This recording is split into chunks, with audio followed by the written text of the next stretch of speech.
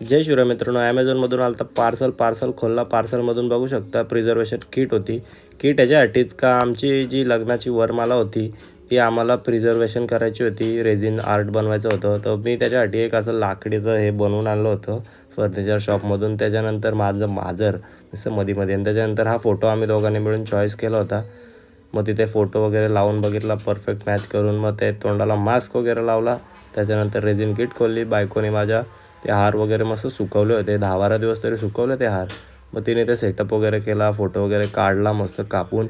मग तिला आवडला नाही मधला तो चौकोन, मग तिने काढूनच टाकला आणि हे बघा किती भारी झाला होता.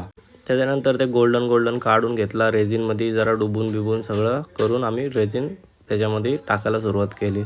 ते बनवायचं खूप कठीण काम होतं. त्याच्यानंतर मी ते वरती वतत गेलो. त्याच्यानंतर ती फुलं, म्हणजे ते फुलं त्याच्यामध्ये ना पूर्ण प्रिझर्व होऊन जातात. ते फुलं सुकत नाहीत, तसे आहे तसेच राहतात. त्याच्यानंतर ते खूप सारं टाकत होतो रेझिन. 200 ते 250 ग्राम रेझिन होतं. हा फायनल रिझल्ट आहे, पाहू शकता तुम्ही किती सुंदर आमचं ते बनलं फोटो फ्रेम अशी. चला भेटू नेक्स्ट व्लॉगमध्ये. बाय.